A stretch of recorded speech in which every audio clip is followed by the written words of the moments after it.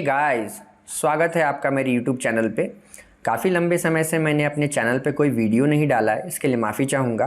But अब कोशिश यही रहेगी कि धीरे धीरे सारे क्लासेस के सारे चैप्टर्स को कवर करूँ। कुछ बच्चों की डिमांड थी कि फ्रेंच रिवॉल्यूशन पे एक वीडियो बनाया जाए, तो ये क्लास 9th का ये चैप्टर है फ्रेंच रिवॉल्यूशन, तो इसी से शुरुआत करते हैं। तो चलिए शुरू करते हैं अर्थश्री फ्रेंच रिवॉल्यूशन कथा। तो सबसे पहले तो चैप्टर समझते हैं कि फ्रेंच रिवॉल्यूशन, इस चैप्टर का मतलब क्या है। तो फ्रेंच मतलब यानी सिटीज़न ऑफ फ्रांस, यानी ये कहानी हो रही है फ्रांस की। और रिवॉल्यूशन का मतलब होता है कि कोई चीज़ सहते सहते सहते सहते एक समय आता है कि आदमी उसके खिलाफ आवाज़ उठाता है, तो उसको रिवॉल्यूशन कहते हैं। मतलब अब सहते सहते अब चीज़ें अब बर्दाश्त के बाहर हो गई है। तो फ्रेंच रिवॉल्यूशन यही कहानी है फ्रांस की, तो इसी के बारे में देखते हैं। तो सबसे पहले जानते हैं फ्रांस है कहाँ पे। तो फ्रांस की अगर हम बात करें तो फ्रांस जो है यूरोप का एक कंट्री है, और इसका आप देख सकते हो मैप में पड़ोसी इधर इंग्लैंड है, इधर स्पेन है, इधर स्विट्ज़रलैंड है, इधर इटली वाला पार्ट हो गया, इधर बेल्जियम हो गया, तो इधर जर्मनी आ गया। तो ये उसके पड़ोसी देश हैं। तो कहानी जो है फ्रांस के पेरिस शहर से 20 किलोमीटर दूर एक जगह है वर्सेल्स।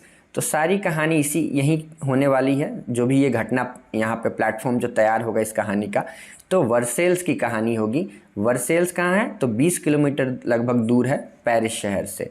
तो आप सोचो कि अभी फ़िलहाल तो पेरिस कैपिटल है फ्रांस की, ये आपको पता है, लेकिन कहानी जो है वर्सेल्स की है। आगे बढ़ने से पहले थोड़ा हम रूलिंग सिस्टम के बारे में जानते हैं। रूलिंग सिस्टम तो बहुत तरीके के होते हैं, 5-6 तरीके के, बट हमको जो यहाँ समझना है 2 तरीके का समझना है। एक जो होता है जिसको हम बोलते हैं मोनार्की सिस्टम। मोनार्की का मतलब होता है कि राजा का सिस्टम, यानी राजा का बेटा ही राजा बनेगा, किंग का रूल होगा बेसिकली। और दूसरा होता है डेमोक्रेसी, जो हमारे देश में है, यानी जनता खुद अपना लीडर चुनेगी वोट के थ्रू, जैसे इंडिया में चल रहा है। तो ये तो बेसिक 2 है। तो फ्रांस में कौन सा सिस्टम होगा, यानी यहाँ पे जो हम पढ़ने वाले हैं इस पूरे फ्रांस में, ये मोनार्की सिस्टम होगा, किंग का रूल होगा। तो अब ये तो हम जान गए कि किंग का रूल होगा। तो राजा कौन होगा? तो देखिए आपके सामने इमेज दिख रहा होगा, ये है राजा जिसकी कहानी पूरे चलने वाली है, मतलब इस पूरे चैप्टर में। तो इस राजा का नाम था किंग लुइस 16। लुइस 16 बेसिकली आप कह सकते हो, या किंग लुइस 16 आप जैसा कहना चाहो। तो ये था राजा जिसकी कहानी होने वाली है पूरे इस चैप्टर में। तो इस राजा, ये जो राजा बनता है कौन से ईयर में बनता है? तो 1774 में ये राजा बनता है। और कहाँ का? तो फ्रांस का। और इसका ख़ानदान क्या था, मतलब किस डायनेस्टी से बिलोंग करता था? तो बर्बन डायनेस्टी से बिलोंग करता था। बर्बन आप समझ सकते हो, जैसे एक बिस्किट आती है ब्रिटानिया की, जो चॉकलेट फ्लेवर और चीनी ऊपर होता है, तो ब्रिटानिया बर्बन, तो नाम वहीं से डिराइव है, ये बर्बन डायनेस्टी, ऐसे याद रखना। तो बर्बन डायनेस्टी से ये राजा बिलोंग करता था। और जब ये राजा मतलब बना फ्रांस का, तो उसकी उम्र 20 साल की थी। यानी 20 साल कहने का मतलब समझ सकते हो कि 1754 में जन्म हुआ होगा इसका। तो इस एज में ये राजा बन जाता है। और इसकी जो शादी होती है एक ऑस्ट्रियन प्रिंसेस से होती है, जिसका नाम है मैरी एंटोनिएट। तो ये ऑस्ट्रिया के प्रिंसेस थी, प्रिंसली हाउस की, तो उससे इसका शादी हो जाता है। तो ये था बैकग्राउंड फ्रांस का, जो अब हमने कैरेक्टर समझ लिया कि एक राजा होगा, उसकी वाइफ है, और बर्बन डायनेस्टी से बिलोंग करता है। 20 साल की उम्र में ये राजा बना 1774 में। तो आगे इसको चलते हैं, आगे क्या होता है। राजा वाला तो सिस्टम समझ लिया, अब थोड़ा जनता को भी जानने की ज़रूरत थी कि फ्रांस की जनता थी कैसी, क्या क्या कैसे कैसे लोग थे। तो जो पूरा फ्रेंच की जो सोसाइटी थी, यानी फ्रेंच की जो सिटीजन थे, वो 3 हिस्सों में बटे हुए थे। पहले वाले को बोला गया फर्स्ट स्टेट, दूसरे वाले को बोलते थे सेकंड स्टेट, और तीसरे वाले को बोलते थे थर्ड स्टेट। तो पहले स्टेट में जो थे वो क्लर्जी थे, दूसरे स्टेट में जो थे वो नोबिलिटी थे। तो पहले तो ये समझते हैं क्लर्जी कौन हुए। तो क्लर्जी का मतलब हो गया जो धर्म से रिलेटेड जो हो गया, यानी चर्च के फादर कह सकते हो, यानी धार्मिक कामों में, रिलीजियस मैटर में जो डील करते थे वो क्लर्जी में रखे गए। जैसे हमारा सिस्टम अगर देखा जाए हिंदुओं का, तो ऋग्वेदिक पीपल जो थे उस वक्त 4 हिस्सों में समाज बटा हुआ था, आप कह सकते हो, जिसमें ब्राह्मण थे, क्षत्रिय थे, वैश्य थे और शूद्र थे। तो ब्राह्मण सबसे ऊपर रखा गया था, तो सेम वैसे ही समझ लो, यानी धर्म से रिलेटेड जो ये काम कर रहे हैं, तो क्लर्जी को फर्स्ट स्टेट में रखा गया। दूसरे पे नोबिलिटी मतलब राजा और उसके रिश्तेदार कह सकते हो, और जितने कोर्ट में मतलब राजा के दरबार में सेनापति और डिफरेंट पोस्ट मिनिस्टर्स जो थे, तो वो सारे नोबिलिटी वाले पार्ट में आ गए। और ये तो दो हो गए हायर क्लासेस। अब आते हैं तीसरे टाइप की जो लोग थी, थर्ड स्टेट की हम बात करते हैं। तो थर्ड स्टेट जो था ना, वो भी 3 हिस्सों में बटा हुआ था। तो पहला हिस्सा मतलब कैटेगरी अगर देखा जाए थर्ड स्टेट की, तो सबसे पहले थर्ड स्टेट में जो सबसे ऊपर आ रहे थे वो बिग बिजनेसमैन थे, मतलब जो बड़े ज़मींदार कह सकते हो, बड़े पैसे वाले, बड़े बिजनेसमैन वाले। मर्चेंट्स थे, कोर्ट के ऑफिशियल थे, लॉयर थे, पढ़े लिखे लोग बेसिकली जो जॉब कर रहे हैं कोर्ट में और वकालत वाला पार्ट कर रहे हैं, बिजनेसमैन हो गया, पैसे वाले लोग। तो ये मतलब सिटीजन्स की कैटेगरी में सबसे ऊपर थे, यानी थर्ड स्टेट में। दूसरे नंबर पे आते थे जो मतलब थर्ड स्टेट में जो सेकंड पार्ट पे आते थे, वो पीजेंट थे, यानी किसान और आर्टिजन्स, यानी कलाकार, बेसिकली अलग अलग जो कलाकृतियों में डील करते थे। तो पीजेंट और आर्टिजन्स हो गए जो सेकंड नंबर पे आ गए।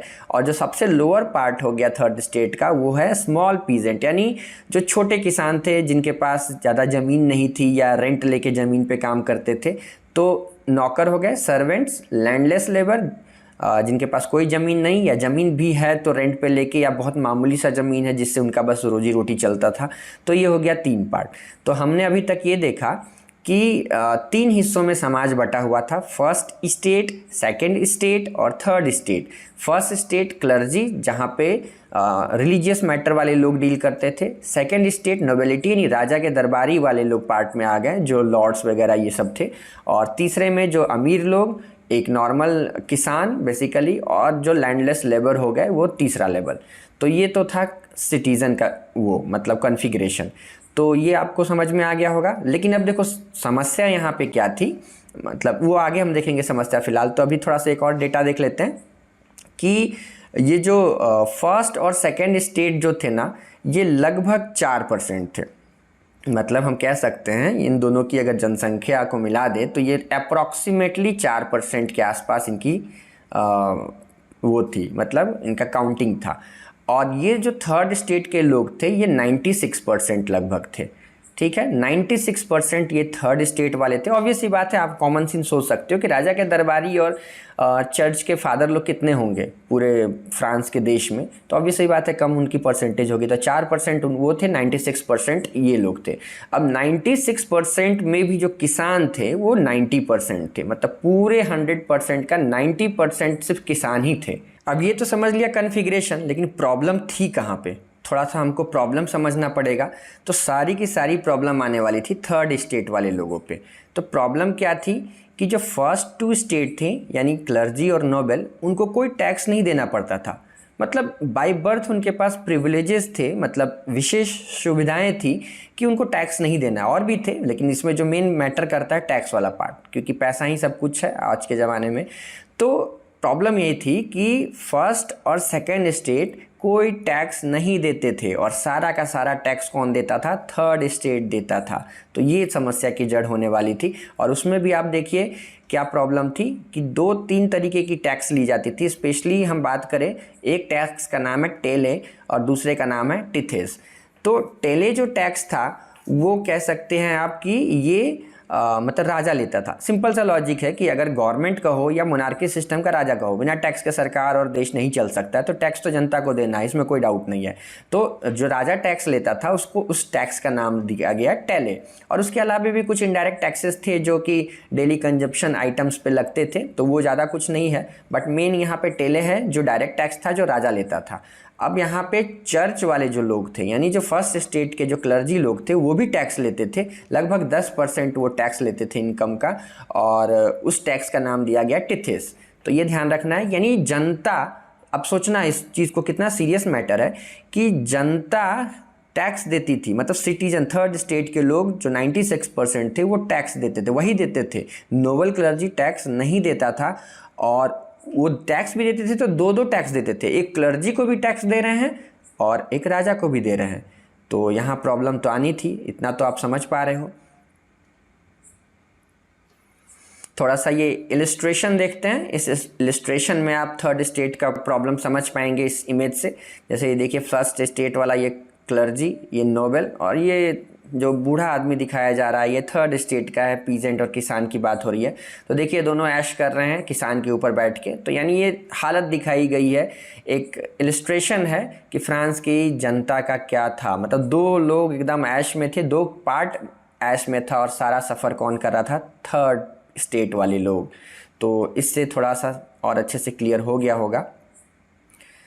तो अभी तक कहानी में हमने राजा का और जनता का बैकग्राउंड समझ लिया। अब थोड़ा सा पूरे फ्रांस का बैकग्राउंड चलते हैं, क्योंकि कहानी को आगे बढ़ाने के लिए थोड़ा सा और भी बेसिक बैकग्राउंड हमें जानना ज़रूरी है। तो थोड़ा बैकग्राउंड जानते हैं क्या चल रहा था फ्रांस में। तो प्रॉब्लम ये थी कि फ्रांस की और इंग्लैंड की लड़ाई चल रही थी। इंग्लैंड और ब्रिटेन, आपको क्लास 10th का एक चैप्टर में आपको समझा दिया जाएगा कि ब्रिटेन, इंग्लैंड और यूके में क्या अंतर है। फिलहाल तो अभी ये समझते हैं कि फ्रांस और ब्रिटेन में सुपरमेसी की लड़ाई चल रही थी। मतलब कौन बड़ा, सबसे बड़ा गुंडा होगा इलाके का मतलब कि पूरे वर्ल्ड का बात हो रहा है। तो ऑब्वियस सी बात है, जब ईगो की बात है तो लड़ाई तो कंटिन्यू होनी थी। तो अब इतना तो समझ सकते हैं कि जब भी कोई लड़ाई होगी तो फ्री में नहीं होगी, पैसे लगेंगे उसमें लड़ाई में। और पैसे आप समझ सकते हो किस किस चीज़ पे खर्च होगा। वेपन्स चाहिए होंगे, सैलरी देनी होगी, फूड सप्लाईज चाहिए होंगे, तो पैसा तो चाहिए होगा। तो इस लड़ाई को कंटिन्यू करने के लिए लगभग फ्रांस ने कर्ज ले रखा था, और कर्ज हो चुका था वो 2 बिलियन लीवरेज का कर्ज हो चुका था। तो देखिए लीवरेज क्या है यहाँ पे, ये समझते हैं। उस वक्त के मतलब जब हम जिस टाइम पीरियड की बात कर रहे हैं, यानी 1789 वाले टाइम पीरियड की हम बात कर रहे हैं, तो इस टाइम पीरियड में फ्रांस की जो करेंसी थी वो लीवरेज थी, जो कि 1794 में इसको डिसकंटिन्यू कर दिया गया। उसके बाद फ्रैंक यूज़ किया गया।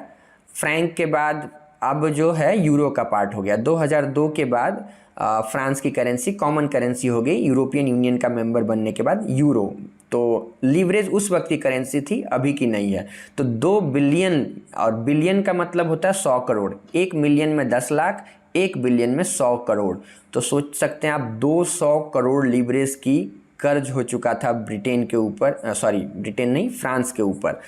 तो और ऑब्वियस सी बात है, कर्ज है तो फ्रांस उसमें इंटरेस्ट भी पे कर रहा होगा जिससे वो कर्ज लिया होगा।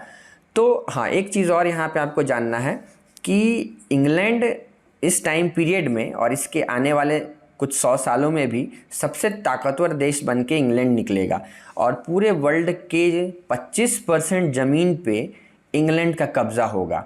इवन हम भी उसके कॉलोनी थे, यानी गुलाम कह सकते हो। Even America, Canada, Australia, India और जितने भी ये छोटे छोटे और देश हैं, टोटल 54 कंट्रीज़ जो है उस एक टाइम पे इंग्लैंड की गुलाम थी या कॉलोनी थी। तो अमेरिका भी उसका गुलाम था। तो अब सिंपल सा लॉजिक है कि फ्रांस ने क्या किया, हेल्प किया अमेरिका को आज़ादी पाने में ब्रिटेन से, और उसने 13 अमेरिकन कॉलोनीज़ को आज़ादी दिलाने में हेल्प की। किंग लुइस 16 ने हेल्प किया, क्योंकि सिंपल सा लॉजिक है, दुश्मन का दुश्मन दोस्त होता है। यानी फ्रांस की दुश्मनी इंग्लैंड से और इंग्लैंड की दुश्मनी अमेरिका से।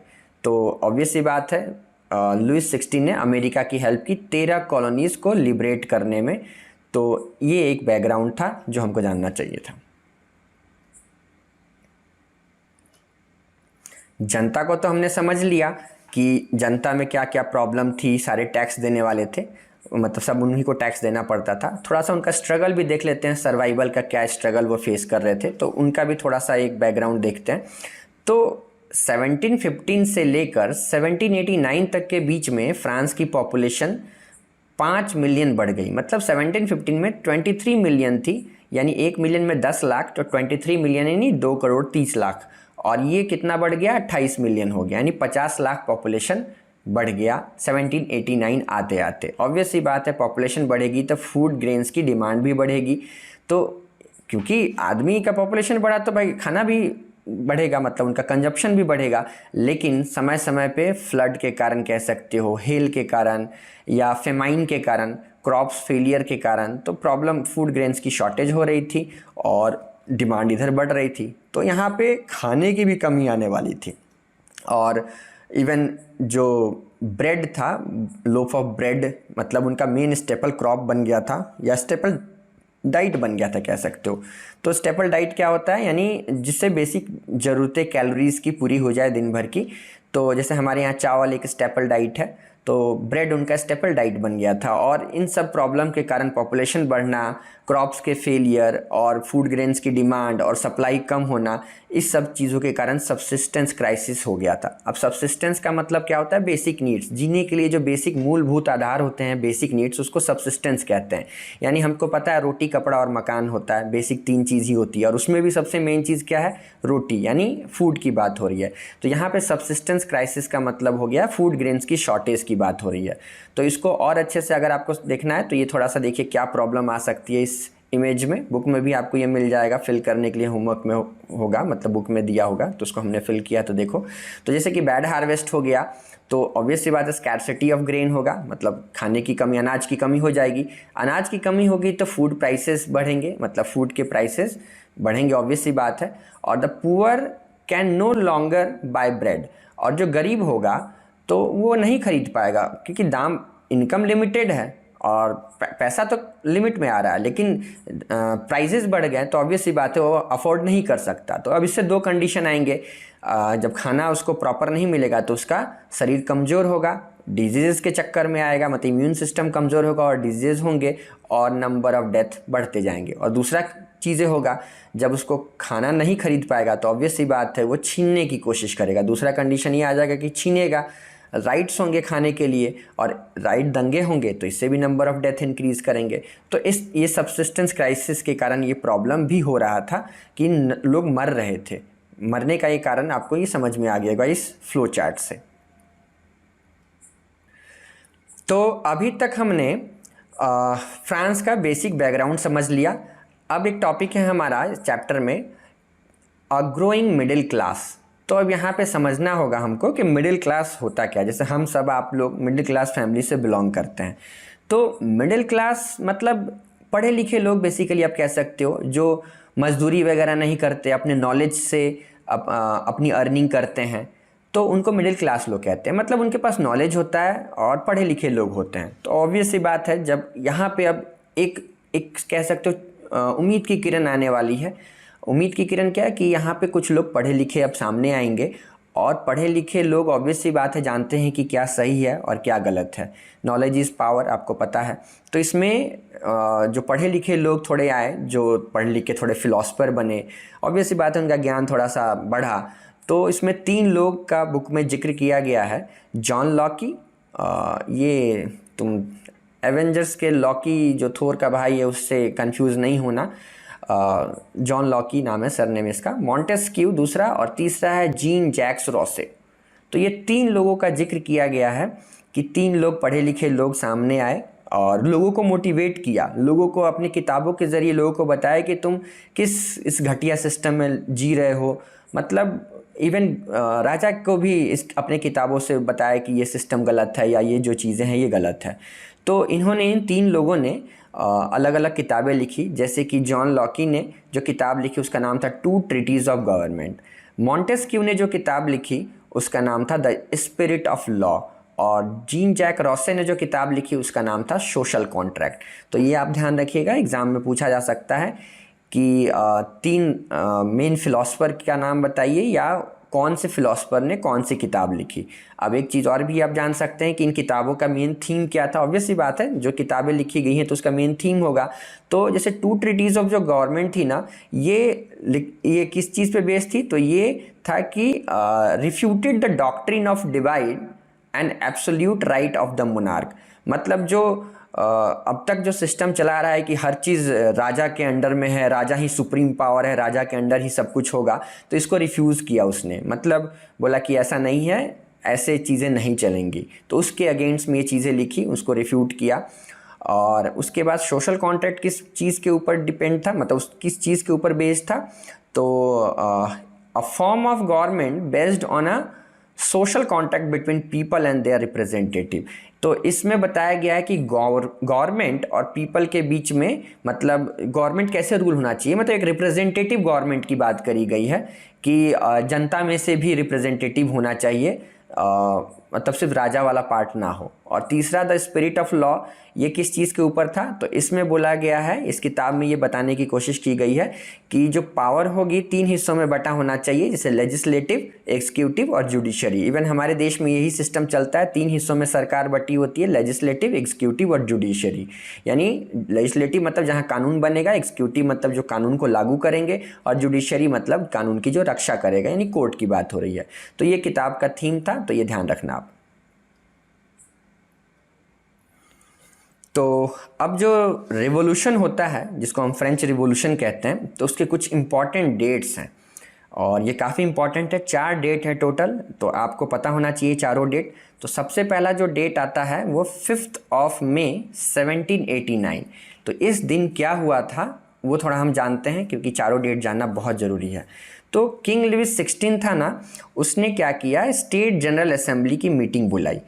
और स्टेट जनरल असेंबली की जो मीटिंग थी, यानी तीनों स्टेट के लोग आएंगे, ऑब्वियस सी बात है, राज दरबार में जो राजमहल होगा वहाँ आएंगे। और ये लास्ट इस टाइप की जो मीटिंग हुई थी 1614 में हुई थी। उसके बाद अब जाके ये मीटिंग हुई है।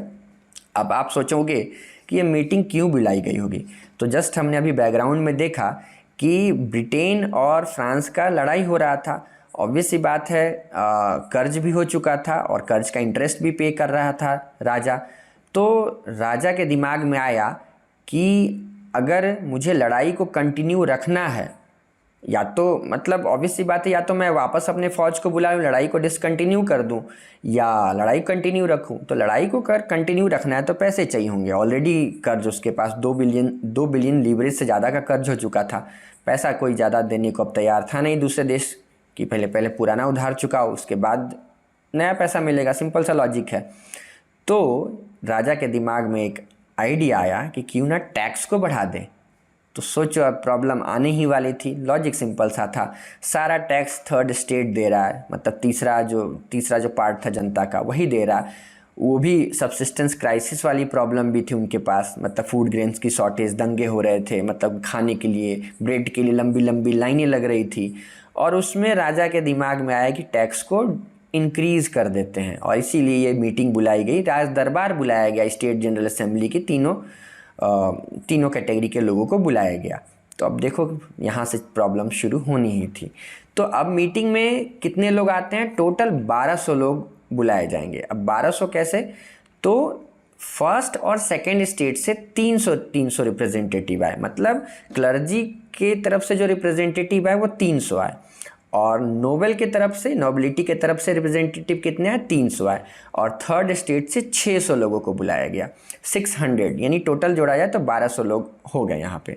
अब तक क्या हो रहा था, इस मतलब जब भी स्टेट जनरल असेंबली की मीटिंग हो रही थी, तो कुछ भी लॉ पास करना होता था राजा को, तो एक एक वोट होता था। मतलब क्या करेंगे कि क्लर्जी 300 लोग जो आए थे, 300 लोग अपना एक कैप्टन चुन लेंगे, और कैप्टन जिसको वोट करेगा, तो यानी मान लिया जाएगा कि हाँ 300 लोगों ने उसी को वो कर दिया, मतलब उसी को सेलेक्ट कर लिया, वही उनकी वोट होगी। उसी तरह नोबिलिटी का भी 300 लोग अपना कैप्टन चुन लेंगे, और कैप्टन जिस फेवर में वोट करेगा वही बात मानी जाएगी। और 600 जो मेंबर्स थे वो भी अपना एक कैप्टन चुनेंगे। तो अब यहाँ पे प्रॉब्लम क्या आने वाली थी, अब सिंपल सा लॉजिक आप सोच सकते हो, टैक्स बढ़ाने की बात हो रही थी। तो जो क्लर्जी थे और जो नोबल थे, तो क्लर्जी और नोबल को तो कोई दिक्कत ही नहीं होगी टैक्स बढ़ने में, वो तो रेडी होंगे ना, क्योंकि उनको तो टैक्स देना ही नहीं था। अब वो सोचेंगे कि क्यों भाई हम मना करें राजा को कि टैक्स नहीं देना है या इंक्रीज़ नहीं होगा, क्योंकि क्या पता फिर राजा उनके ऊपर टैक्स लगा दे। तो इससे बढ़िया कौन मुंह मोले, मतलब कौन प्रॉब्लम में फंसे। तो नोबल क्लर्जी तो ऑब्वियस सी बात है, वो तो तैयार हो नहीं थे कि टैक्स बढ़ना चाहिए, क्योंकि उनको तो देना नहीं था। प्रॉब्लम आने वाली थी थर्ड स्टेट से, क्योंकि टैक्स उन्हीं को देना था। अब आप सोचोगे कि 300 लोग ये, 300 लोग ये और 600 लोग ये, तो ये ऑब्वियस सी बात है थर्ड स्टेट वाले जो होंगे वो ना में देंगे, मतलब वो बोलेंगे कि नहीं है, टैक्स नहीं बढ़ना चाहिए। बट क्लर्जी नोबल तो यस कहेंगे, बढ़ना चाहिए। तो राजा ने जो बोला कि क्लर्जी अपना एक रिप्रेजेंटेटिव चुन ले, नोबल अपना एक रिप्रेजेंटेटिव चुन ले, और जो थर्ड स्टेट है वो एक रिप्रेजेंटेटिव चुन ले। तो जो थर्ड स्टेट के लोग थे उन्होंने बोला ऐसे नहीं होगा, हम चाहते हैं कि हर आदमी का एक एक वोट हो।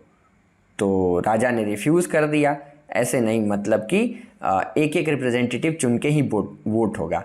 तो यहाँ पे अब गुस्से में क्या हुआ कि जो ये थर्ड स्टेट के लोग थे, स्टेट जनरल असेंबली की मीटिंग से बाहर आ जाते हैं प्रोटेस्ट के रूप में, और यहाँ पे ये चीज़, इस दिन ये सारी घटना होती है। तो उम्मीद करते हैं इस 5 मई 1789 की जो इंसिडेंट हुआ आपको क्लियर हो गया होगा। अब आगे की डेट देखते हैं कि आगे मतलब अगला कौन सा डेट इम्पॉर्टेंट है। तो अगला जो डेट है हमारा 20 जून का है, 20 जून 1789। तो इसमें अब क्या होता है कि जो थर्ड स्टेट के जो लोग थे ना, एक जगह असेंबल होते हैं।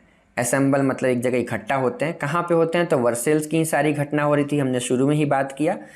तो वर्सेल्स में एक टेनिस कोर्ट था, लॉन टेनिस जो खेलते हैं, तो टेनिस कोर्ट का जो मैदान था वहाँ पे ये जितने भी ये थर्ड स्टेट थे उनके रिप्रेजेंटेटिव सब इकट्ठा होते हैं, और उन्होंने डिसाइड किया कि हम एक पॉलिटिकल पार्टी का फॉर्मेशन करेंगे। तो इन्होंने अपने थर्ड स्टेट को नेशनल असेंबली बना दिया। यानी नेशनल असेंबली कुछ और नहीं, आप कह सकते हैं कि वहाँ की पॉलिटिकल पार्टी थी, मतलब फ्रांस की कह सकते हो पहली पॉलिटिकल पार्टी बनाई गई जो मोनार्की सिस्टम के अगेंस्ट में अब आवाज़ उठाने वाली थी। तो इन्होंने ओथ लिया, ओथ यानी शपथ लिया कि ये ठीक है, मतलब अब हमने पार्टी बना ली है। ऑब्वियस सी बात है, जब तक आप शपथ नहीं लेते हो अपने पोस्ट की तब तक वो चीज़ें कारगर नहीं होती। तो ओथ लिया गया, नेशनल असेंबली पार्टी बन गई इस टेनिस कोर्ट में, वर्सेल्स में, और इन्होंने डिसाइड किया कि हम अपना एक कॉन्स्टिट्यूशन बनाएंगे जिससे कि हम राजा के पावर को लिमिट लगा सके, उसको रोक सकें। और देखो मज़े की बात तो ये थी कि इनको ये आइडिया देने के लिए या इनको हेल्प किसने किया, तो 2 लोग थे। एक का नाम था मिराबिउ और दूसरे का नाम था एबेसिस। तो मिराबिउ जो था एक नोबल कैटेगरी से बिलोंग करता था, सेकंड स्टेट से, और एबेसिस जो था वो क्लर्जी वाले स्टेट से बिलोंग करता था, नहीं फर्स्ट स्टेट से। तो इन दोनों ने ये हेल्प किया थर्ड स्टेट को कि जागो, कितना सोओगे, मतलब अब तो आवाज़ उठाओ। तो इन्होंने मोटिवेट किया। कह सकते हैं कि कुछ लोग अच्छे होते हैं, जैसे आपने मूवी देखी होगी लगान फिल्म, तो लगान फिल्म में जब क्रिकेट का मैच होता है तो उसमें जो एक लड़की होती है वो जाके हेल्प करती है, क्रिकेट सिखाती है। तो कुछ लोग अच्छाई में भी कुछ बुराई होती है और बुराई में भी कुछ अच्छाई होती है। तो ये 2 लोगों ने हेल्प किया थर्ड स्टेट को, और उन्होंने अब एबेसिस ने एक पैम्पलेट भी बांटा। उस पैम्पलेट को, मतलब जितने भी लोग ये थर्ड स्टेट के आए थे, तो उस पैम्पलेट पे लिखा था what is the third state, तुम क्या हो पहचानो। तो ये पैम्पलेट पे लिखा था, मोटिवेशन भाषण दिया गया, और इसी के बाद नेशनल असेंबली का फॉर्मेशन होता है, मतलब पॉलिटिकल पार्टी जो कि कॉन्स्टिट्यूशन बनाने का काम करेगी। तो ये उम्मीद करते हैं ये डेट समझ में आ गया होगा कि 20 जून 1789 को क्या हुआ। अब आगे की डेट देखते हैं। ये है काफ़ी इम्पॉर्टेंट डेट, 14 जुलाई 1789। ये था मेन, मतलब जिस दिन अब सब कुछ होने वाला था, मतलब जो मेन फ्रेंच रिवॉल्यूशन का दिन कह सकते हो। तो यहाँ पे इस दिन क्या होता है, ऐसे समझिए कि राजा ने क्या किया, एक दिन पहले लोगों ने देखा कि राजा ट्रूप्स मंगा रहा है। सिंपल सा लॉजिक आप समझो कि कोई भी मिलिट्री जो होती है, मिलिट्री कहाँ होती है? बॉर्डर पे होती है। अब राजा ने बहुत सारे सोल्जर्स को सिटी के अंदर, मतलब वर्सेल्स के अंदर बॉर्डर से बुला लिए। तो जब बॉर्डर से सोल्जर्स अंदर आएंगे तो अफवाह फैलेगी। तो यहाँ पे लोगों में, सिटीजन्स में ये अफवाह फैल गई कि जो राजा है ना, सोल्जर्स बुलाया है हमें मारने के लिए और हमारे फसलों को तबाह करने के लिए। तो र्यूमर्स बहुत ख़तरनाक होते हैं। तो इस र्यूमर्स के कारण ये क्या हुआ कि लोगों ने सोचा कि जब राजा हमें मारने के लिए बुलाया है, ट्रूप्स मतलब मंगाया है सिटी के अंदर, तो इससे बेटर है कि हम ही अटैक कर दें। एक कहावत है ना इंग्लिश का proverb, offence is the best defence. कहने का मतलब बचना है तो हमला कर दो, क्योंकि मरना तो ऐसे भी है, हमला कर रहे हैं तो क्या पता चांस हो जीतने का, बचने का। तो इसी र्यूमर्स के कारण कि राजा हमें मार देगा और हमारे फसलों को बर्बाद कर देगा, तो जनता ने अटैक कर दिया बेस्टाइल के ऊपर। तो सबसे पहला जो अटैक होगा जनता का, सिटीज़न ऑफ फ्रांस, स्पेशली बर्सेल्स में शुरुआत हो रही है, तो कहाँ पे अटैक होगा? तो बेस्टाइल के ऊपर। तो बेस्टाइल क्या था?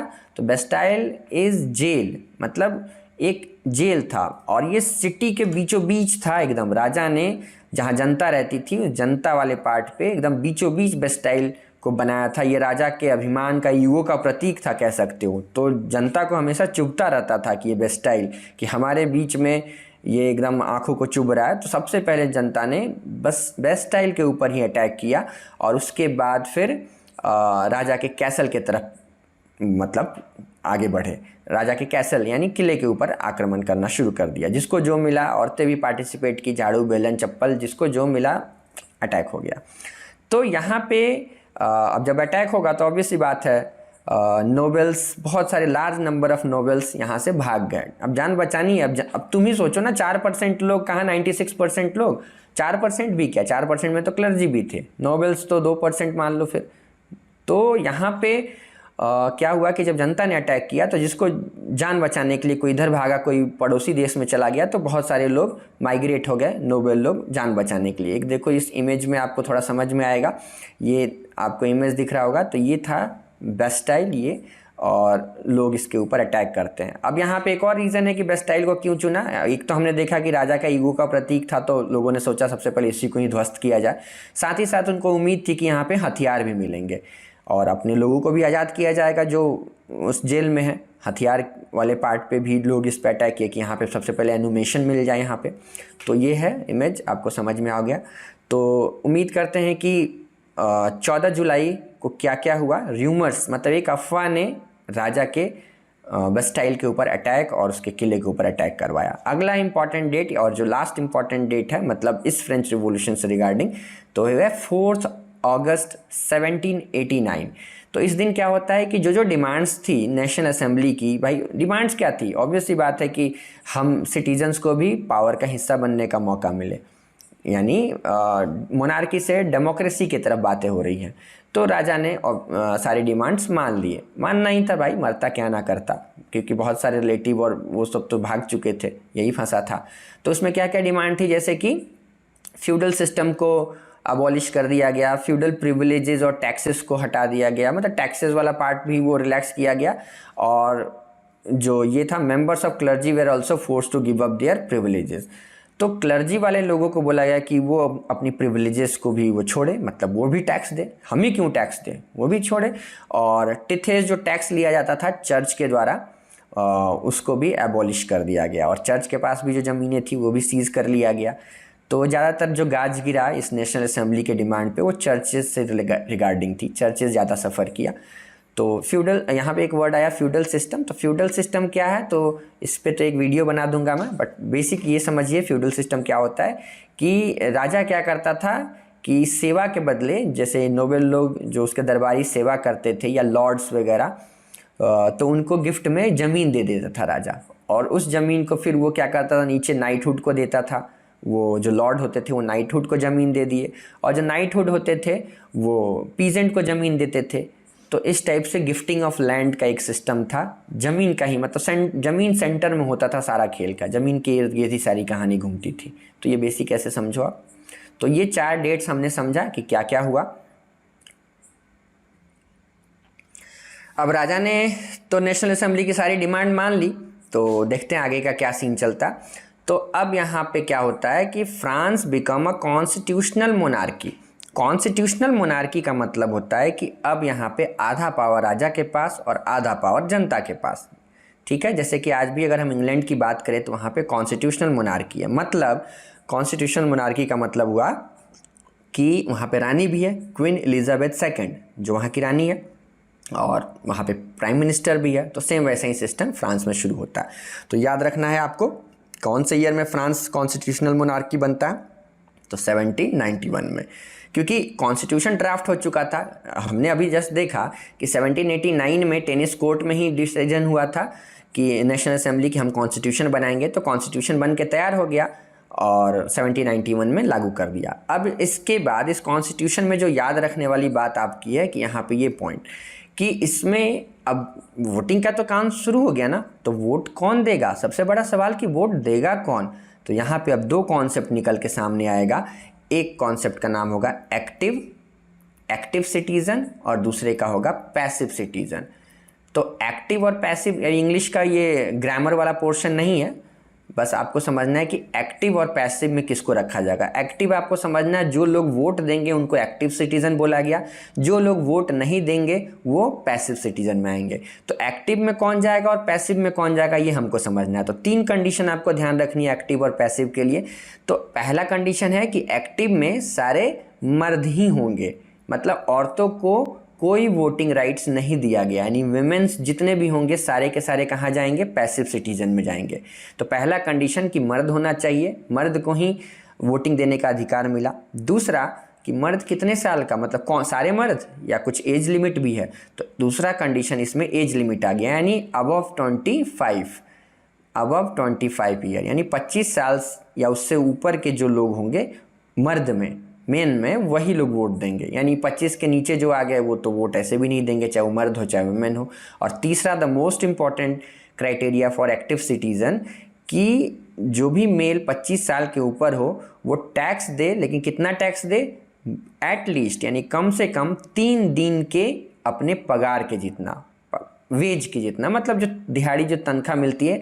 ऑब्वियस सी बात है, जैसे किसी की सैलरी 30,000 है तो एक दिन की सैलरी कितनी हुई, 1,000 रुपये हुई। 30 से 30,000 को डिवाइड करेंगे तो यानी 3 दिन की सैलरी यानी 3,000 रुपये। तो ऐसे आप समझिए कि 3 दिन का सैलरी यानी 3 दिन की वेजेस के बराबर उसको टैक्स देना होगा। उससे कम का हुआ तो फिर वो नहीं वोट दे सकता, चाहे दोनों आदमी भी हो और 25 साल के ऊपर भी हो तब भी। तो 3 कंडीशन बनाए गए, मतलब एक्टिव और पैसिव में डिफ्रेंशिएट करने के लिए सारे मर्द होने चाहिए, 25 साल के ऊपर होने चाहिए और 3 दिन के सैलरी के बराबर अपना उतना टैक्स दिए होने चाहिए। तो अब इस कैटेगरी को डिफाइन किया गया तो कितने लोग सामने आए, हमने अभी देखा कि 28 मिलियन पॉपुलेशन थी पूरे फ्रांस की, तो जिसमें से 4 मिलियन लोग आए, मतलब जो एक्टिव कैटेगरी में आए, यानी लगभग 40 लाख लोग वोट देने के लायक थे और बाकी के पैसिव में रह गए, यानी जो वोट नहीं दे सकते थे। तो उम्मीद करते हैं कि ये समझ में आ गया होगा। और इसमें एक और चीज़ था इस कॉन्स्टिट्यूशन में कि right to live, right to speech, freedom of opinion, equality before law, ये सब चीज़ों की भी बात की गई थी। ये बोला गया कि ये फंडामेंटल राइट्स होंगे जो कि मिलने चाहिए। लेकिन ध्यान रखिएगा ये सब बात हुआ लेकिन औरतों को कोई राइट्स नहीं मिला, अफसोस की बात। अब थोड़ा सा हम पॉलिटिकल सिंबल्स को देखते हैं, क्योंकि देखो मूवमेंट तो हुआ, रिवॉल्यूशन तो हुआ, लोग जागे, कुछ फिलोसफर के बातों से जागे, कुछ लिबरल्स लोग आए यानी नई सोच वाले लोग आए, पढ़े लिखे लोग आए। तो उन्होंने, ऑब्वियस सी बात है, जब रिवॉल्यूशन होगा तो नारेबाजी, कुछ स्लोगन्स, कुछ सिंबल्स यूज़ किए जाएंगे लोगों तक अपने मैसेज पहुंचाने के लिए। सड़कों पे उतरेंगे तो बैनर्स होंगे, तो कुछ सिंबल्स भी यूज़ होंगे इस पूरे फ्रेंच रिवॉल्यूशन के दौरान। तो 8-9 सिंबल्स हैं, तो वो आपको पता होना चाहिए। तो सबसे पहला सिंबल जो यूज़ किया गया था ब्रोकन चेन, टूटा हुआ चेन ऐसा, तो इसका मीनिंग आपको पता होना चाहिए। इसका मतलब है आज़ादी। सिंपल सा लॉजिक है, रटने की ज़रूरत ही नहीं है। आप चेन से, टूटा हुआ चेन से आज़ादी मिल गई, सिंपल सी बात है। अब देखो उसके बाद दूसरा, the bundle of rods and faces, तो इसका मतलब हुआ कि रॉड्स यानी लोहे के रॉड का बंडल और साथ में एक्स, फेसेस का मतलब होता है एक्स यानी कुल्हाड़ी। तो कुल्हाड़ी के साथ रॉड्स ऐसे पैक है, ये रोमन सिविलाइजेशन ऐसे टूल्स यूज़ करते थे, तो वहाँ से ये वर्ड डिराइव है। तो इसका मतलब होता है यूनिटी, मतलब एकता की बात हो रही है। तीसरा है the I with a triangle radiating light, यानी एक ट्रायंगल के अंदर देखो आँख बना हुआ है और इससे रोशनी निकल रही है, यानी ये ज्ञान का मतलब ये सिंबल है, नॉलेज का है। सिंपल सा लॉजिक है कि आँख से रोशनी निकल यानी ज्ञान का प्रकाश निकल रहा है, तो इसका सिंबल ये हो गया।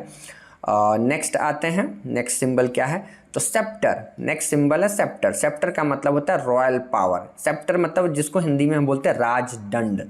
राजदंड मतलब राजा अपने हाथ में, जैसे पुलिस डंडा लेके रहता है ना, उसका सिंबल है, तो उसी तरह राजा एक छड़ी टाइप में रखता है। और कहीं कहीं आपको फिल्मों में भी, इंडियन फिल्मों में देखने को मिल सकता है, बट यूरोपियन कंट्रीज़ में ये कॉमन था, राजा एक राजदंड हाथ में लिए रहता था, तो ये रॉयल पावर का प्रतीक था। उसके बाद नेक्स्ट सिंबल यूज़ किया गया snake biting its tail to form a ring.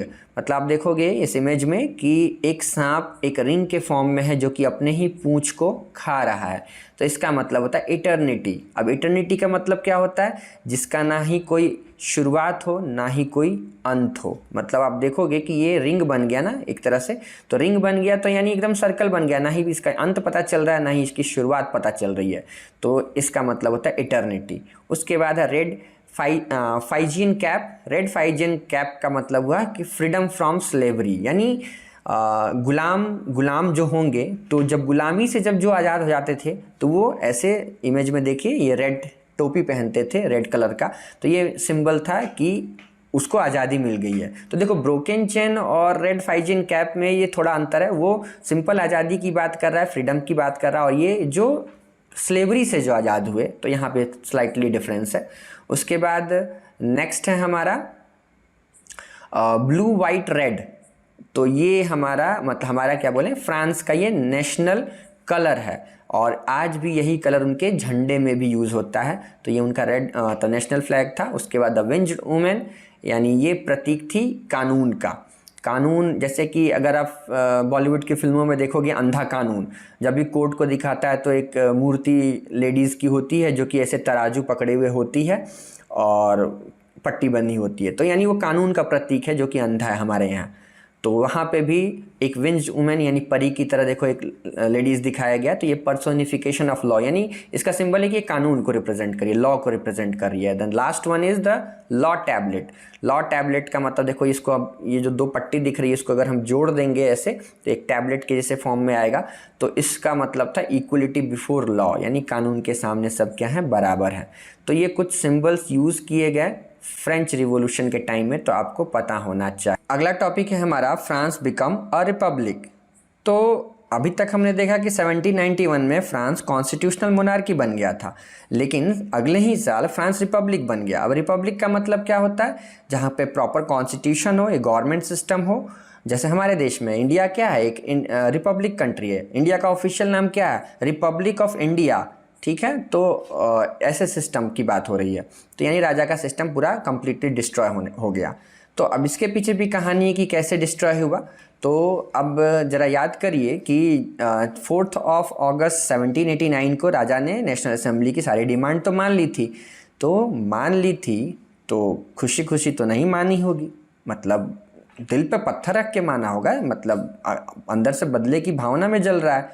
तो उसने सीक्रेटली अपने पड़ोसी देशों से, जैसे कि प्रूशिया उस वक्त का और ऑस्ट्रिया, इनसे मदद मांगी कि भाई तुम अटैक करो और सबक सिखाओ मेरे देश की जनता को, नहीं तो अगर तुम नहीं कुछ करोगे तो ये जो फ्रेंच रिवॉल्यूशन का जो आग है तुम्हारे देश में भी आएगा और तुम्हारा भी मोनार्की सिस्टम ख़त्म हो जाएगा, मतलब तुम भी इससे अफेक्ट होगे। तो उन्होंने उसकी बात मानी और अटैक करने का वो बनाया, मतलब प्रोग्राम बनाया कि फ्रांस पे अटैक करते हैं। ये बात जनता को भी पता चल गई, नेशनल असेंबली को भी पता चली, और उसने वॉर अगेंस्ट प्रूशिया और ऑस्ट्रिया डिक्लेयर कर दिया। आपको जान के मज़ा आएगा कि इस वक्त कमांडर जनरल जो था, मतलब मिलिट्री का जो हेड था, नेपोलियन बोनापार्टे था। तो बहुत ही स्ट्रॉन्ग वो कमांडर था। तो प्रूशिया और ऑस्ट्रिया कहाँ टिकने वाले थे, मतलब नेपोलियन के आगे। तो ये तो हार गए, और लेकिन जाहिर सी बात है लड़ाई जब होगी तो इकोनॉमिक डिफ़िकल्टीज़ तो आनी थी। तो जितने भी जनता थी, एक तो प्रॉब्लम सफ़र कर ही रहे थे, खाने की कमी और ये सब सारी चीज़ें, उसके बाद और भी इकोनॉमिक डिफ़िकल्टीज़ आई। तो ये चीज़ था। अब थोड़ा सा कुछ जानते हैं, यहाँ पे एक और चीज़ भी हुआ इस टाइम के पीरियड में। तो क्या हुआ कि large section of people continue with the revolution and form numerous political clubs. तो बहुत सारे लोग जो थर्ड स्टेट के थे उन्होंने बहुत सारे पॉलिटिकल क्लब्स बनाए। अब यहाँ पे क्लब्स मत समझना कि जैसे कि हमारे यहाँ क्लब होते हैं, पब होते हैं, जाके मस्ती करते हैं और शराब वराब पीते हैं, तो वैसा क्लब नहीं है। क्लब वहाँ पे पॉलिटिकल पार्टी को क्लब से रिलेट किया जाता है। क्लब इज़ पॉलिटिकल पार्टी वहाँ के लिए, मतलब यूरोपियन कंट्रीज़ के लिए। तो यहाँ पे एक चर्च था, सेंट जैकोब चर्च। तो यहाँ पे लोग मिलते थे, और उसके बाद जो पार्टी बनी, मतलब जो नॉर्मल थर्ड स्टेट के लोगों ने जो पार्टी बनाई उसका नाम रखा जैकोबियन क्लब। कहने का मतलब कि सेंट जैकोब चर्च से इंस्पायर्ड होकर वहीं पे मिलना और वहीं पे मीटिंग होती थी। तो उन्होंने अपने पार्टी का ही, अपने क्लब का ही नाम रख दिया जैकोबियन क्लब्स। ठीक है। तो क्वेश्चन यहाँ बनता है कि जैकोबियन क्लब नाम कैसे आया, तो सेंट जैकोब चर्च के नाम से यह डिराइव किया गया। जो जैकोबियन क्लब था उसका जो हेड था मैक्समिलियन रोबेस्पियर। ये नाम आप ध्यान रखिएगा क्योंकि आगे के टॉपिक्स में इसका नाम जिक्र होता रहेगा। तो मैक्समिलियन रोबेस्पियर जैकोबियन क्लब का हेड था, और इनका जो ड्रेस कोड हुआ करता था वो फुल पैंट पहनते थे। एक्चुअली नोबल लोग जो थे वो नी तक, मतलब घुटनों तक पैंट कह सकते हो, कैपरी टाइप में पहनते थे और वहाँ उसके बाद नीचे लंबा बूट पहनते थे, तो उसको नी ब्रीचेस कहते थे। तो ये उस टाइप से ना पहन के उनको अपोज करने के लिए फुल पैंट यानी पैजामा टाइप पहनते थे, वाइट और ब्लैक स्ट्रिप वाले, और साथ साथ वो रेड फाइजियन कैप भी पहनते थे जो कि सिंबलाइज करता था लिबर्टी को। तो ये सारी चीज़ें मतलब उनका ड्रेस कोड था। तो ये हमने देखा कि क्या हुआ।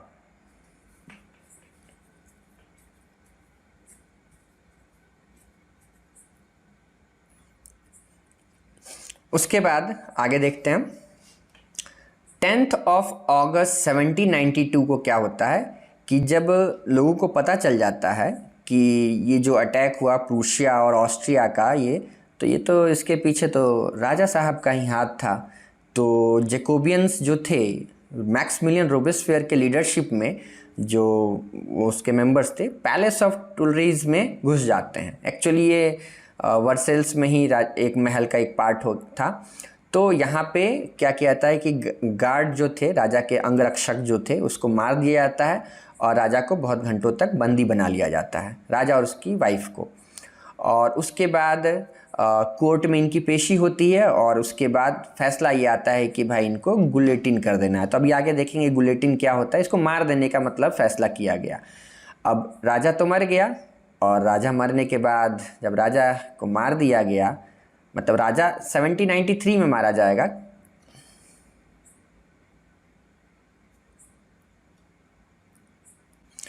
उसके बाद 10 अगस्त 1792 को क्या होता है कि जो जैकोबियंस थे यानी जैकोबियन क्लब के मेंबर, तो रोबेस्पियर के लीडरशिप में वो पैलेस ऑफ टुलरीज में घुस जाते हैं।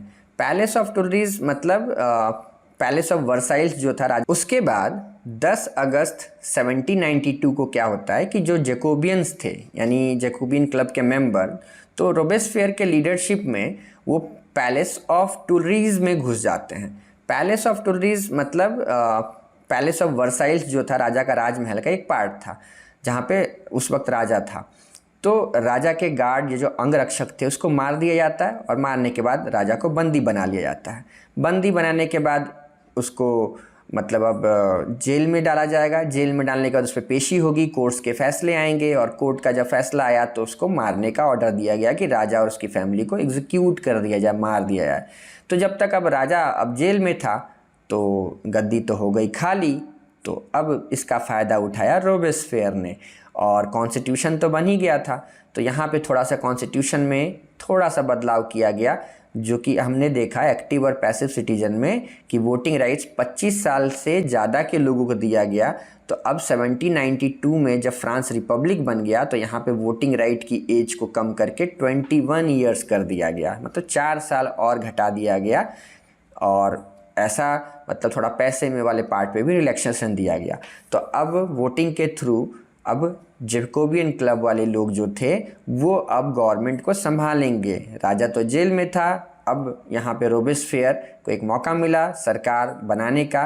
तो यानी अब जो न्यू इलेक्टेड मेंबर्स जो बने, यानी गवर्नमेंट, ऑब्वियसली बात है गवर्नमेंट एक से नहीं चलेगी, कोई प्राइम मिनिस्टर होगा तो कोई मतलब एजुकेशन मिनिस्टर होगा, कोई रेलवे मिनिस्टर होगा, अलग अलग मिनिस्ट्री संभालनी पड़ती है।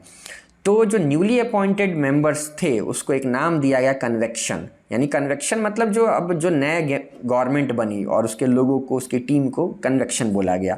और फाइनली 21 सितंबर 1792 को मतलब फ्रांस रिपब्लिक बन जाता है।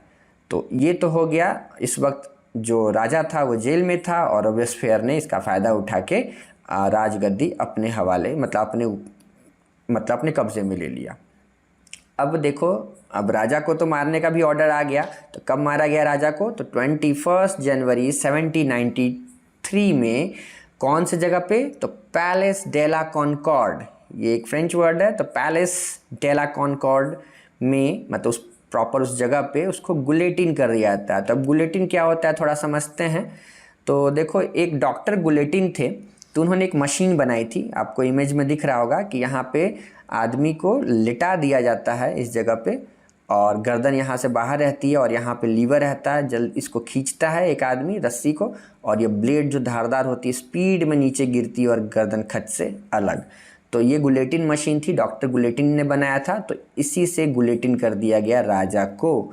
थोड़ा इमेज आप देख सकते हो, ये एक इमेज, मतलब उस वक्त कैमरे तो नहीं थे बट एक इलस्ट्रेशन बनाया गया पेंटिंग के थ्रू कि देखो ये किंग लुइस 16 को लिटाया गया और सर उसका हाथ में लेके ऐसे दिखाया गया। तो कन्वेक्शन, ये जो जैकोबियंस क्लब के लोग थे वो दिखा रहे जनता को और मार दिया गया, गुलेटिन कर दिया गया। और तुरंत बाद मैरी एंटोनिएट को भी मार दिया गया, मतलब पत्नी को भी मतलब गुलेटिन कर दिया गया। अब आता है द रीन ऑफ टेरर। इसका मतलब होता है आतंक का राज। तो अब यानी 1793 से 94 का जो ये 1 साल का समय होगा, ये आतंक के राज के रूप में जाना जाएगा। ये देखिए इमेज दिख रहा होगा, ये हमारे रोबेस्पियर भाई साहब हैं, तो जैकोबियन क्लब के लीडर और फाइनली अब फ्रांस की लीडर भी। तो अब क्या होता है, कहते हैं ना कि जब पावर ज़रूरत से ज़्यादा मिल जाती है तो आदमी बौखला जाता है, संभाल नहीं पाता पावर को। तो यहाँ पे भी क्या हुआ कि रोबेस्पियर को जब पावर मिली तो अपनी मनमानी करने लगा। मतलब लोगों को लगा, मतलब आम थर्ड स्टेट की जनता को लगा कि हमारे में से कोई आदमी गया है, मतलब हेड ऑफ द कंट्री बना है, तो हमारी प्रॉब्लम को समझेगा, उस हिसाब से काम करेगा। लेकिन ये तो अलग ही पावर के नशे में, मतलब अपना अलग ही सिस्टम निकाला। तो क्या क्या किया, तो यहाँ पे मतलब नई पॉलिसी बनाया, नए अपने हिसाब से चीज़ें किया, और जो भी इसके पॉलिसी के अगेंस्ट में थे तो उसको एनिमी के रूप में ये ट्रीट किया जाता था। मतलब रोबेस्पियर बोलता था कि वो एनिमी है, चाहे वो किसी भी स्टेट से बिलोंग करता हो, चाहे वो नोबेल का हो, चाहे वो क्लर्जी का हो, या चाहे थर्ड स्टेट से बिलोंग करता हो। मतलब रोबेस्पियर के अगेंस्ट में जो होता वो उसके लिए एनिमी होता, दुश्मन होता। तो अब आप सोचोगे कि फिर रीन ऑफ टेरर का मतलब ये क्या हुआ। रीन ऑफ टेरर का मतलब ये इसलिए कहा गया इस टाइम पीरियड को कि लगभग एक डेटा के अकॉर्डिंग 30,000 लोगों को गुलेटिन कर दिया था रोबेस्पियर ने इस 1 साल के टाइम पीरियड में, जो लोग उसके अगेंस्ट में आवाज़ उठाते या उसकी बात नहीं मानते तो उसी मशीन से। और एक इंटरेस्टिंग फैक्ट जान लीजिए कि जो केमिस्ट्री, मॉडर्न केमिस्ट्री के जो फादर हैं जिनको लेवॉइजर कहते हैं, तो इसी टाइम पीरियड में, इसी रीन ऑफ टेरर में, वो भी फ्रांस से थे, तो रोबेस्पियर ने लेवॉइजर को भी गुलेटिन कर दिया था। तो एक सोच सकते हैं कि और भी जिन्होंने नाइट्रोजन और कार्बन जैसे एलिमेंट्स की खोज की थी। तो ये चीज़ था। उसके बाद क्या क्या और चीज़ें की रोबेस्पियर ने, वो देख लेते हैं। तो रोबेस्पियर के गवर्नमेंट ने maximum ceiling on wages and prices. Wages यानी तनख्वाह जो थी, मतलब कितना तनख्वाह मिलेगा, कितने रुपए में कौन सा सामान बिकेगा, इस पे भी सीलिंग लगा दी। सीलिंग का मतलब कि उस पर निगरानी रखने लगा, मतलब अपना कंट्रोल, गवर्नमेंट कंट्रोल हुआ। मतलब मान लो ऐसे समझो कि किसान खेती कर रहा है, कुछ प्रोडक्ट उसने उगाया, तो ऑब्वियस सी बात है उसकी मर्जी होगी कितने में उसको बेचना है, गेहूँ, चावल या कोई सब्जी। लेकिन यहाँ पे रोबेस्पियर ने बोला मेरे अकॉर्डिंग, मेरे गवर्नमेंट के अकॉर्डिंग रूल्स होंगे, मतलब प्राइसेस तय होगी, सरकार तय करेगी। मीट और ब्रेड को राशन कर दिया गया। राशन मतलब जैसे राशन कार्ड जो बनते हैं और सस्ते दामों में वो मिलता है, मतलब अनाज मिलता है जिसका बीपीएल कार्ड होता है भारत की अगर हम बात करें तो वहाँ पे राशन में किसको इंक्लूड कर दिया, मीट और ब्रेड को। तो ये काम किया। उसके अलावा peasants were forced to sell their grain at the prices fixed by the government. यानी जस्ट वही हमने बात की कि गवर्नमेंट जो दाम तय करेगी उसी प्राइस पे उसको बेचना है। तो अब किसान की भी आज़ादी यहाँ पे छिन गई। यहाँ तो किसान तो उसको गाली दे रहा होगा कि इसको लेके गया किस लिए और कर रहा है क्या। उसके बाद उसने बोला कि सबको इक्वलिटी ब्रेड खानी है। इक्वलिटी ब्रेड मतलब सब इक्वल है और सबके लिए ब्रेड समान है, मतलब वाइट फ्लोर यानी आटे वाला रोटी वगैरह नहीं खाना है, ब्रेड खाना है बेसिकली। उसका नाम दिया क्या, पेंडिगलाइट। तो पेंडिगलाइट जो था इक्वलिटी ब्रेड को बोला उसने, यही सबको खाना है। उसके बाद मॉन्श्योर और मदाम बोलते थे। जैसे मॉन्श्योर सर को, जैसे हम बोलते हैं ना गुड मॉर्निंग सर, तो सर को फ्रेंच में मॉन्श्योर बोलते थे और मैडम को मदाम बोलते थे। तो इसने ये भी बैन कर दिया, बोला कि सब क्या होंगे, सिटीजन है, सबको सिटीजन बोलना है, सिटियोन या सिटियोनी, यानी सिटीजन के रूप में सब सिटियोन है, कोई मॉन्श्योर मैडम नहीं। उसके बाद और उसने क्या किया, चर्चेज जितने भी थे सबको बंद कर दिया और उसको कन्वर्ट कर दिया बैरक्स और ऑफिसेज में। तो ऑफिसेज यानी गवर्नमेंट के ऑफिसेज बना दिया और कुछ चर्चेस को बैरक्स बना दिया। बैरक्स मतलब छावनी, छावनी का मतलब जहाँ पे मिलिट्री का जो अड्डा होता है, जहाँ उसका हेडक्वार्टर या उसका ट्रूप्स जहाँ रेस्ट करते हैं, कैंटोनमेंट जिसको बोलते हैं। जैसे आप जानते हो रेलवे स्टेशन है दिल्ली कैंट, ठीक है, अम्बाला कैंट। तो कैंट यानी कैंटोनमेंट, यानी ब्रिटिश टाइम पे यहाँ पे छावनी रही होगी किसी न किसी मतलब मिलिट्री की वहाँ पे। और अब ऑब्वियस सी बात है, जनता कितना सहेगी, सहते सहते पाप का घड़ा भर गया। और जुलाई 1794 में जनता ने ही इसको, रोबेस्फेयर को अरेस्ट कर लिया और उसके अगले दिन इसको भी गुलेटिन कर दिया। बोला बहुत शौक था तुम्हें सबको गुलेटिन करने का, अब तेरी बारी है। तो यहाँ पे रोबेस्फेयर को भी मतलब 1 साल उसने एकदम कोहराम मचाया और उसके बाद 94 में उसको गुलेटिन कर दिया जाता है जनता के द्वारा ही। उसके बाद देखते हैं अब फ्रांस की गद्दी संभालेगा कौन। तो अब जनता ने सोचा, थर्ड स्टेट के लोगों ने, कि अब एक आदमी के हाथ में पावर नहीं देना चाहिए, क्योंकि देंगे तो बौखला जाता है। जैसे रोबेस्फेयर पागल हो गया, पागल क्या मतलब कि मनमाना करने लगा, मिसयूज़ करने लगा पावर का। तो उन्होंने अब जो रूल यूज़ होगा 1794 के बाद, उस रूल को बोलेंगे the directory rule. Directory rule अब फ्रांस में आएगा। गवर्नमेंट सिस्टम ही था बट इसका नाम दिया गया डायरेक्टरी रूल। इसमें क्या किया गया, लोगों ने सोचा कि अब पावर को एक हाथ में नहीं देना है, 5 लोगों के हाथ में देंगे, 5 मेंबर। यानी डायरेक्टरी में जो थे 5 मेंबर थे, 5 मेंबर के हाथ में। यानी अब कोई भी डिसीजंस लेने होंगे तो अकेला नहीं ले सकता कोई, पांचों की मर्जी होगी या पांचों में से जिसकी मेजॉरिटी होगी तो ही फैसला होगा या लॉज बनेंगे या जो भी चीज़ें करनी हो। तो इस तरह से लोगों ने सोचा। लेकिन सिंपल सा लॉजिक आप सोच सकते हो कि जब मान लो कि 5 लोगों ने मिल के एक कार खरीदी तो प्रॉब्लम तो आएगी ही। कि मान लो कि कोई किसी को कहीं जाना है, कोई पेट्रोल किसी ने भराया और यूज़ कोई और कर रहा है, गाड़ी किसी ने धोया यूज़ कोई और कर रहा है, तो प्रॉब्लम आएगी ही आएगी। कोई ठोक दिया तो बोलेगा कि मैं क्यों इसका वो करूं, जुर्माना भरूं। तो यहाँ पे 5 लोगों के हाथ में पावर दिया गया। तो देखते हैं क्या होता है। रिजल्ट तो आपको समझ में ही गया होगा कि ये भी नहीं चलने वाला है। तो और हमेशा कॉन्फ्लिक्शन होने लगा लेजिस्लेटिव काउंसिल में। मतलब जब गवर्नमेंट बन गया तो पार्लियामेंट भी बनेगा। सिंपल सा लॉजिक इंडिया का देख लो। यानी जब इंडिया रिपब्लिक है, गवर्नमेंट सिस्टम है, तो लोकसभा और राज्यसभा है जहाँ कानून बनेगा, तो वहाँ पे भी तो 2 हाउसेज होंगे। तो वहाँ के भी लेजिस्लेटिव हाउसेज बनाए गए और उस लेजिस्लेटिव हाउसेज में ही फैसले होते थे क्या लॉ बनेगा। तो ये 5 लोग कुछ और फैसला बोलते थे। लेजिस्लेटिव हाउस जो 2 हाउसेज थी लॉ बनाने वाली, वो कुछ और बोलती थी। तो अक्सर इस दोनों में यानी डायरेक्टरी रूल में यानी 5 लोगों के ओपिनियन में और लेजिस्लेटिव वाले जो फैसला लेते थे, लोकसभा राज्यसभा टाइप के जो मेंबर्स थे वहाँ जो फैसले लिए जाते थे, तो उन दोनों में हमेशा कॉन्फ्लिक्ट। वो कुछ और बोलता तो बोलता मैं क्यों करूँ, ये कुछ करता तो बोलता नहीं ऐसे नहीं होगा।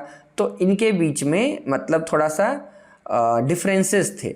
डायरेक्टरी और लेजिस्लेटिव काउंसिल में डिफरेंसेस होने के कारण paved the way for the rise of a military dictator Napoleon Bonaparte. और इसी के कारण इसके बाद ये कुछ समय तक चलेगा, लेकिन धीरे धीरे अब नेपोलियन का इंटरवीन होने लगेगा बीच बीच में। अब नेपोलियन अब इसमें अब बॉर्डर को वो संभाल रहा था, मिलिट्री कमांडर था, लेकिन अब इंटरनल मैटर्स में भी अब नेपोलियन थोड़ा थोड़ा अब इंटरफेयर करना शुरू कर देगा। देखेगा कि ये तो कमज़ोर है, आपस में ही लड़ रहे हैं। यानी सिंपल सा लॉजिक है कि 2 बिल्ली की लड़ाई में बंदर फ़ायदा उठाएगा। तो इससे रास्ता मिल गया या एक रास्ता बन गया नेपोलियन के लिए आगे का। तो आगे हम देखेंगे क्लास 10th में हम चीज़ें पढ़ेंगे कि 1804 में नेपोलियन फ्रांस का राजा बन जाता है वापस। यानी कह सकते हैं कि 94 से लेके 1804 तक ये डायरेक्टरी रूल चलेगी। तो प्रॉब्लम तो आएगी, लेकिन फ़िलहाल तो अभी यही चलेगा। अब ये चीज़ हमने देख लिया फ्रांस का क्या सिनेरियो है। थोड़ा औरतों को भी डिस्कस करते कि भाई उनका क्या रोल था, वो उनका भी कुछ था या नहीं था। तो रोल ऑफ वुमेन में हम देखेंगे कि शुरू से वो पार्टिसिपेट की मूवमेंट में और अपने अधिकारों की वो लड़ती रही कि हमें भी वोटिंग राइट्स दो। आपने देखा कि फ्रांस कॉन्स्टिट्यूशनल मोनार्की बना, रिपब्लिक बना, लेकिन कोई वोटिंग राइट्स उनको नहीं मिला। ठीक है, तो और उन औरतें क्या करती थी, घर संभालती थी, बच्चे संभालती थी, ऊपर से लॉन्ड्री वाले काम करते थे, फ्लावर बेचते थे, सब्जी वगैरह बेचते थे। तो मार्केट भी संभालती थी और घर भी संभालती थी। और प्रॉब्लम देखो ये कि उनकी जो तनख्वाह होती थी सर्वेंट के रूप में या जो भी काम कर रहे हैं, तो लोअर वेजेस मिलता था एज़ कम्पेयर टू मैन। यानी वही काम अगर मर्द कर रहा है तो उसको ज़्यादा तनख्वाह मिलती थी एज़ कम्पेयर टू वेमेन। और उसके बाद इन सब चीज़ों को देख के, जैसे कि मर्दों ने, थर्ड स्टेट वाले ने जेकोबिन क्लब बनाए, तो औरतों ने भी कुछ अपने क्लब्स बनाए। मतलब करीब करीब 60 क्लब बने थे उस टाइम पीरियड में, मतलब औरतों के द्वारा। और उस 60 क्लब्स में से सबसे फेमस जो क्लब है, the society of revolutionary and Republican women. और उसमें औरतों में भी आप बुक में देखेंगे एक बॉक्स में ओलंपिस दी गोजेस का नाम दिया गया होगा। तो ओलंपी द गोजेस एक फेमस कैरेक्टर थी, कह सकते हो, मतलब जो औरतों के राइट्स के लिए सबसे आगे तक गई वो। तो रीन ऑफ टेरर में जैसे 60 क्लब बने, जैसे अभी मैंने बताया, तो रीन ऑफ टेरर में बहुत सारे, मतलब मैक्सिमम क्लब्स रोबेस्पियर ने बंद करा दिए कि ये क्या क्लब चलाएंगी और ये क्या पॉलिटिकल पार्टी रन करेंगी। तो ये सारे उनको बैन कर दिया, बंद ही कर दिया बेसिकली। लेकिन जब डायरेक्टरी रूल वगैरह आई तो थोड़ा सा उनका राहत दिया गया, मतलब राहत क्या, थोड़ा सा उनके लिए कुछ काम किया गवर्नमेंट ने। स्टेट स्कूल्स बनाए औरतों के लिए, क्योंकि इससे पहले औरतों को पढ़ाई लिखाई का हक नहीं था। मतलब पढ़ता कौन था, या तो नोबेल वाला पढ़ेगा, औरतें जो नोबेल कैटेगरी से बिलोंग करती थी, या क्लर्जी कैटेगरी से, या तो रिच बिजनेसमैन थे। बाकी जो 90% किसान वाला पार्ट था, उसमें औरतों को पढ़ने का कोई वो था ही नहीं, सोर्स नहीं था। तो उनके लिए भी स्कूल्स स्टार्ट किए गए रिवोल्यूशनरी गवर्नमेंट वाले पार्ट पे। Schooling was made compulsory for all girls, marriage could not be force upon the, divorce was made legal. तो ये सारी चीज़ें की गई, मतलब औरतों को थोड़ा सा, मतलब एक लॉलीपॉप कह सकते हो। राइट्स तो नहीं मिले, वोटिंग राइट्स वगैरह कुछ भी नहीं मिला, लेकिन थोड़ा बहुत दिया गया कि चलो तुम पढ़ाई लिखाई भी कर लो और अपनी मर्जी से शादी भी कर सकते हो। मतलब अब फादर कोई तुम पे प्रेशर नहीं डाल सकता कि नहीं इसी से ही शादी करनी है। और फाइनली हम देखेंगे कि 1946 में जाकर वेमेन को वोटिंग राइट्स मिले। इतना लंबा स्ट्रगल, 150 साल लगभग, हमारी आज़ादी से 1 साल पहले 1946 में औरतों को वोटिंग राइट्स मिले। तो इतना स्ट्रगल किया औरतों ने। अगला एक टॉपिक है अबॉलिशन ऑफ स्लेवरी। स्लेवरी यानी जो नौकर वाला जो पार्ट था, जो यही लोग जो रेड फाइजन कैप भी पहनते थे, जो इससे आज़ाद हो जाते थे। तो एक स्लेव ट्रायंगल चलता था। ट्रायंगल मतलब ट्रायंगल के शेप में, ऑब्वियस सी बात है। तो 3 कॉन्टिनेंट में चलता था, यूरोप, अफ्रीका और अमेरिका। यानी यूरोप के लोग अफ्रीका से निग्रोज वगैरह जो काले काले लोग होते थे, बहुत गरीबी तो थी ही वहाँ से, तो फोर्सफुली वहाँ से गुलाम लेकर आते थे शिप के रास्ते। और अमेरिका यानी Caribbean island, basically Caribbean island मतलब वेस्ट इंडीज़ वाला पार्ट की हम बात कर रहे हैं, तो जमाइका, वेस्ट इंडीज़ ये सब है। तो कैरेबियन आइलैंड में बहुत सारी कॉलोनीज़ थी फ्रांस की। कॉलोनीज यानी कुछ आइलैंड उनके अंडर में था, तो वहाँ पे प्लांटेशन और डिफरेंट काम होता था, तो वर्कर्स की रिक्वायरमेंट होती थी। तो फ्रांस के लोग और बाकी के यूरोपियन कंट्रीज़ अफ्रीका से नौकर लाके, स्लेव्स लाके अमेरिकन कॉन्टिनेंट में ट्रांसफ़र करते थे। तो यानी एक स्लेव ट्रायंगल बन गया था। तो अब हम कह सकते हैं कि रोबेस्पियर ने एक काम ज़िंदगी में अच्छा किया कि उसने क्या किया कि ये स्लेवरी को ख़त्म कर दिया। बोला कि ये स्लेवरी सिस्टम सही नहीं है। तो बंदे ने एक सही काम किया तो तारीफ़ तो करनी चाहिए। लेकिन अफसोस, नेपोलियन जब 10 साल के बाद, जो हमने बात की 1804 में, आगे के चैप्टर्स में देखेंगे, जब राजा बनेगा तो फिर स्लेवरी को स्टार्ट कर देगा। और फाइनली प्रॉपर तरीके से 1848 में स्लेवरी फ्रेंच कॉलोनी से ख़त्म की गई। बाकी रोबेस्पियर ने, यहाँ पे हमको बस यही जानना है कि रोबेस्पियर ने स्लेवरी को 1794 में अबॉलिश कर दिया था, और स्लेव ट्रायंगल 3 कॉन्टिनेंट में था। थोड़ा सा इसको इमेज से भी देख सकते हो आप कि यहाँ पे ये अफ्रीका हो गया, अटलांटिक ओशन में ये सारा चीज़ होता था। तो ये स्लेव ट्रायंगल ऐसे दिख रहा होगा, तो ये स्लेव ट्रायंगल बनता था। ठीक है, एक छोटा सा टॉपिक है the revolution and everyday life. इसमें मतलब आम दिनों में, मतलब ये जो रिवोल्यूशन के टाइम में जो हुआ, revolutionary government I, directory rule I, तो आम जिंदगी कैसी थी, आम लोगों की, मतलब रोज़मर्रा की ज़िंदगी में क्या क्या बदलाव आए। तो बदलाव क्या है, तो सबसे मेन चीज़ आया कि सेंसरशिप को अबॉलिश कर दिया गया। तो सेंसरशिप क्या था ये समझिए। सेंसरशिप का मतलब कि इवन आप हमारे बॉलीवुड की फिल्मों में देखे होंगे कि जब भी कोई फिल्म शुरू होता है तो फिल्म शुरू होने से पहले एक सर्टिफिकेट दिखाता है, UAA इस टाइप से, कि वो फिल्म अंडर एज है या एडल्ट के लिए इस टाइप से। तो सेंसरशिप का मतलब होता है कि रिस्ट्रिक्शंस लगाना। मतलब कोई भी अखबार में खबर छप रहा है तो अखबार वाला अपनी मर्जी से वो खबर नहीं छाप सकता, या छापेगा भी तो कुछ भी नेगेटिव चीज़ें गवर्नमेंट के खिलाफ नहीं छपेंगी। इससे कि मतलब सेंसरशिप बहुत ख़राब चीज़ है किसी भी देश के लिए। मान लो हमारे देश में मीडिया आज़ाद है, मोदी की गवर्नमेंट हो या कांग्रेस की गवर्नमेंट हो, किसी के खिलाफ सही गलत सारे लोग बोलते हैं, कोई कांग्रेस को फेवर करता है, कोई बीजेपी को करता है। बट अगर सेंसरशिप हो जाए और जिसकी गवर्नमेंट है तो उसके पॉजिटिव में ही वो चीज़ें लिखी जाएंगी। इवन पेपर छपने से पहले या न्यूज़ दिखाने से पहले गवर्नमेंट के ऑफिसर चेक करेंगे कुछ भी ऐसा नेगेटिव तो नहीं है सरकार के अगेंस्ट में, जिससे कि लोगों के पास गलत न्यूज़ पहुंचे या नेगेटिविटी पहुंचे। चाइना ये बहुत अच्छे से करता है सेंसरशिप। एक बार समझो कि इवन गूगल को भी उसने एक करेक्ट डेटा दिखाने के कारण गूगल को बैन कर दिया था चाइना ने। फिर ड्रैगन फ्लाई नाम से एक नया सर्च इंजन बनाया गूगल ने चाइना के लिए, क्योंकि इतनी बड़ी जनसंख्या, इतना बड़ा मार्केट चाइना का खो नहीं सकता था गूगल। तो सेंसरशिप अच्छी नहीं होती है, तो फाइनली इसमें सेंसरशिप को अबॉलिश कर दिया। क्योंकि बर्बन डायनेस्टी के समय, किंग लुइस 16 के समय सेंसरशिप लागू था, बट अब हटा दिया गया। यानी बुक्स, न्यूज़पेपर, प्लेस सब कुछ अब परफॉर्म होने लगा बिना किंग के अप्रूवल के, मतलब वो होने लगा, मतलब सब कोई के पास प्रॉपर डेटा जा रहा था, मतलब छुपा छुपा के डेटा नहीं जा रहा था। ठीक है। उसके बाद राइट्स ऑफ मैन और सिटीज़न, ये सारी चीज़ें, ये नेचुरल राइट यानी फंडामेंटल राइट्स दिए गए। उसके बाद newspaper, pamphlets, books, printed pictures flooded both French town and country side. Country side मतलब गांव, और शहर और गांव में अब न्यूज़पेपर, पैम्पलेट सब कुछ अब प्रॉपर जाने लगा, क्योंकि अब लोग पढ़ना लिखना भी सीख रहे थे, मतलब उनकी संख्या भी बढ़ रही थी और सेंसरशिप हट गया तो अब प्रॉपर चीज़ें भी उनके पास पहुंच रही थी, एक रीडिंग कल्चर डेवलप होने लगा। अब लास्ट टॉपिक देखते हैं, कंक्लूजन। यानी कंक्लूजन ये सबका क्या निकलता है लास्ट में, तो रूल ऑफ नेपोलियन शुरू होता है। यानी हमने देखा कि जब 5 लोगों का डायरेक्टरी रूल था तो कमज़ोर होगा, कॉन्फ्लिक्ट होगा, तो इसका फ़ायदा खुद ही नेपोलियन उठाएगा और 1804 में नेपोलियन राजा बन जाएगा फ्रांस का फिर से। और नेपोलियन अपने आप को बोलता था मैं मॉडर्नाइज़र हूँ यूरोप का, क्योंकि बहुत पावरफुल होगा नेपोलियन। ये क्लास 10th के चैप्टर में हम पढ़ेंगे। नेपोलियन इतना पावरफुल था कि वो लास्ट में जब हारेगा 1815 में बैटल ऑफ वाटरलू में उसकी डिफीट होगी 1804 के बाद। और सोचो 4 देश मिल के इसको हराएंगे तब जाके हारेगा ये। इंग्लैंड हो गया, उसके बाद प्रूशिया हो गया, फिर रशिया हो गया, फिर ऑस्ट्रिया हो गया। ये 4 देश मिल के नेपोलियन से फाइट करेंगे तब जाके ये नेपोलियन हारेगा। तो ये सारी चीज़ें नेपोलियन नेपोलियन रूल करने के बाद मतलब फ्रांस का कुछ और चीज़ें भी करेगा, जैसे कि प्रिविलेजेस बाय बर्थ को ख़त्म कर देगा, ट्रांसपोर्ट और कम्युनिकेशन सिस्टम को इम्प्रूव करेगा, फ्यूडल सिस्टम यानी लैंड गिफ्टिंग सिस्टम था उसको भी ख़त्म कर देगा। लेकिन कुछ लोगों के लिए नेपोलियन अच्छा नहीं लगेगा, क्योंकि अपने पावर को बढ़ाएगा और काफ़ी कंट्रीज़ को वो कैप्चर करेगा अपने अंडर, तो उनके लिए तो वो ऑपरेसर ही होगा। ऑपरेसर मतलब कि ऑब्वियस सी बात है, किसी के अंडर में रहना अच्छा तो नहीं रहेगा किसी के लिए।